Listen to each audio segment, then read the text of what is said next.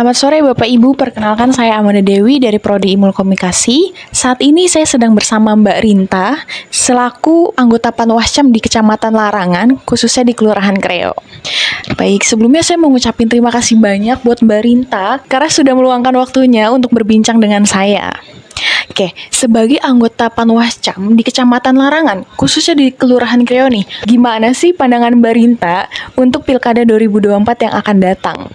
Oke, menurut pandangan saya, untuk pilkada tahun ini tuh track recordnya itu kayaknya lebih ke dunia ya, karena memang baru kali ini. Kenapa sih disebutnya pilkada serentak tahun 2024? Karena memang pertama pemilu pasti bareng lah ya, se-Indonesia Raya gitu kan.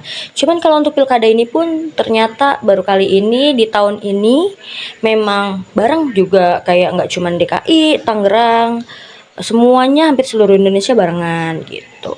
Ya memang biasanya tuh yang namanya pilkada pemilihan kepala daerah kan pasti beda-beda ya, setiap setiap provinsinya atau kabupaten tah kota gitu kan pasti beda-beda nih. Cuman kali ini real nyata, serentak di seluruh Indonesia. Jadi antusiasnya ya termasuk keren juga dan bangga juga lah ya gitu, karena bisa barengan gitu. Wah, menarik ya. Apa aja sih isu utama yang Mbak Rinta lihat yang sekiranya akan menjadi perhatian utama nih untuk masyarakat sekitar?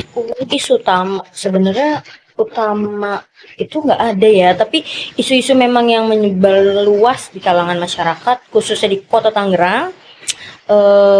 Ya pasti di Provinsi Banten juga kayaknya ya kemungkinan, karena memang isu utamanya itu adanya di pasangan calon gubernur dan wakil gubernur nih. Baik dari pasangan calon nomor urut 1 maupun nomor urut 2 nih. Kalau dari masyarakat sekitar itu rata-rata menilainya mereka saling kuat. Jadi masyarakat secara tidak langsung pun masih bingung nih menilainya siapa sih nanti yang akan jadi gubernur serta wakil gubernur untuk Provinsi Banten itu sendiri sih. Oke, gimana sih sama partisipasi masyarakat? Apa Mbak Rinta sendiri merasa masyarakat itu cukup antusias dalam pilkada nanti? Oke, untuk partisipasi ya, antusiasnya itu khususnya di Kecamatan Larangan sendiri itu luar biasa, antusiasnya tuh besar banget. Kayak misalkan nih kan sekarang nih masuk di masa kampanye, di mana memang pasangan calon baik dari pasangan calon gubernur dan wakil gubernur maupun pasangan calon wali kota dan wakil wali kota itu kan lagi ngadain kampanye nih, kampanye besar-besaran, di mana yang memang rata-rata mereka-mereka ini akan turun ke wilayah di mana mereka-mereka kan akan nyari suara nih gitu. Kebetulan ada beberapa memang pasangan calon yang sudah turun ke Larangan dan itu benar-benar antusias dari masyarakatnya itu luar biasa. Bahkan yang hadir pun itu kadang melebihi dari kapasitas panitia atau si penyelenggara itu sendiri gitu. Oke, kan tadi seperti yang Mbak Rinta sampaikan ya, bahwa antusias masyarakat itu luar biasa. Banget. Nah, gimana sih caranya para calon tersebut untuk mengatasi hal tersebut gitu? Untuk saya sendiri selaku pengawas kelurahan desa pasti kan akan terjun langsung tuh Mbak ke wilayah di mana memang apalagi terutama di Kreo ya yang bersentuhan langsung dengan misalkan ada kegiatannya kampanye. Itu biasanya untuk lokasi atau tempat pasti kita sebagai pengawas baik dari Panwascam maupun saya sendiri pengawas kelurahan ataupun dari lembaga Bawaslunya sudah mewarning atau memberi alarm sama tim di mana harus tempat yang terbuka, itu yang pertama ya. Terus juga yang kedua tidak boleh dengan fasilitas umum gitu. Terus kayak seperti layaknya balai balai desa, kayak misalkan balai desa RW berapa gitu kan, itu fasum tuh fasilitas umum nggak boleh dong. Terus kayak posyandu juga nggak boleh dong.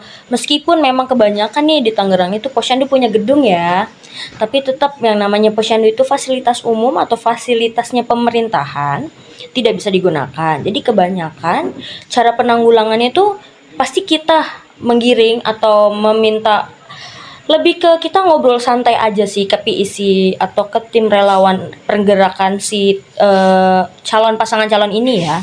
Jadi kayak kita menginfokan, coba dong Bang atau Bu atau siapa gitu yang memang PIC penanggung jawabnya, kalau memang kurang luas tempatnya bisa lah digeser sedikit.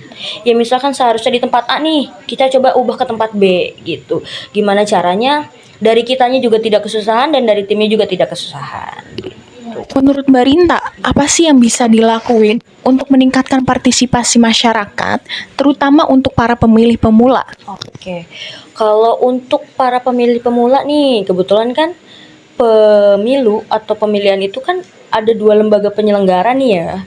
Sebenarnya nggak 2 lembaga sih, ada beberapa, tapi yang real utama itu lembaga KPU. Nah, kebetulan nih dari KPU-nya sendiri pun punya acara atau punya giat untuk para pemilih pemula nih. Kayak misalkan kan ada nih di SMA tuh sekarang itu kebanyakan yang kelas 3 SMA itu kan sudah mulai umur 17 tahun ya. Pasti kan pemilih pemula tuh, misalkan gitu. Itu KPU itu punya kegiatan namanya KPU Goes to School maupun KPU Goes to Campus. Jadi di mana memang lembaga KPU nih baik dari KPU kota maupun KPU provinsi Banten sendiri itu dia bikin acara yang memang turun langsung baik ke sekolahan sekolah menengah atas maupun ke kampus-kampus yang ada di sekitar yang memang notabene memadai ya. Pertama memang memadai dulu nih sekolahnya yang besar. Ya tidak terlalu besar tapi cukup lah ya untuk panggung dan beberapa alat-alat lagi untuk acara kayak gitu. Jadi untuk pemilih pemula mungkin sudah bisa diminimalisir langsung oleh lembaga KPU itu sendiri sih gitu. Untuk konteks teknologi sendiri, apa Mbak Rinta melihat adanya inovasi terbaru dalam pilkada nanti? Kalau sampai sekarang mungkin ya, saya sih belum ada ngelihat inovasi baru, tapi memang sekarang itu nih mulai per tanggal 10 maaf, mulai per tanggal 13 atau 10 kemarin itu sudah mulai yang namanya kampanye apa ya, kampanye lewat media sosial gitu. Jadinya dulu mah kan dulu nih kampanye itu kan cuman kampanye besar-besaran gitu yang memang turun ke jalan terus atau ke rumah-rumah warga nih bilang coblos ya nomor sekian atau pilih nih nomor sekian gitu. Sekarang banyak banget dari tim-tim sukses atau tim-tim relawan penggerak atau tim kemenangan dari masing-masing calon itu memang sudah ada timnya nih atau kalau bahasa di tempat kerja mungkin editor editing kali ya. Jadi mereka itu yang bikin entah bikin video, konten, video atau apapun yang memang mengarah ke kampanye untuk memilih ke pasangan calonnya masing-masing gitu. Paling itu aja sih sama mungkin ya pengalaman yang kemarin pemilihan umum presiden wakil presiden itu mungkin ada alat bantu kayak misalkan untuk disabilitas entah tunanetra atau entah tunarungu mungkin itu pasti ada alat bantunya dan untuk pilkada ini kemungkinan ada juga gitu. Berarti secara nggak langsung, pilkada tahun ini maupun pemilihan presiden kemarin itu sudah mengikuti dengan perkembangan zaman dan teknologi juga ya Mbak ya? Udah pastinya karena memang ya dari pihak penyelenggaranya pun dari ketua entah dari lembaga kota, provinsi maupun tingkat kecamatan pasti kita sudah apa ya mulai mengikuti atau sesuai dengan regulasi yang sudah berlaku dari lembaga RI itu sendiri, tingkat RI itu sendiri sih pasti lebih ke modern gitu sih karena kan makin maju ya jadi pasti harus dimodernisasikan gitu dong. Pertanyaan terakhir, apa sih harapan Mbak Rinta pada pilkada nanti untuk Kelurahan Kreo? Oke. Pertama dan utama semoga sih wilayah Kreo nggak akan banjir ya karena kan kebetulan di sini sudah melihat kita sudah mulai masuk musim hujan di mana memang ada beberapa titik kerawanan utama TPS di beberapa wilayah Kreo itu memang ada yang rawan banjir gitu kan. Jadi mungkin harapan saya pertama kali itu semoga tidak adanya TPS yang terendam banjir karena memang kemarin kebetulan ketika pemilu ada kurang lebih berapa titik ya? 8 sampai 10 titik TPS yang terendam banjir, entah TPS-nya, entah jalan ke arah TPS-nya itu sendiri yang banjir. Jadi saya berharap banget sih semoga nggak banjir ya, itu yang pertama.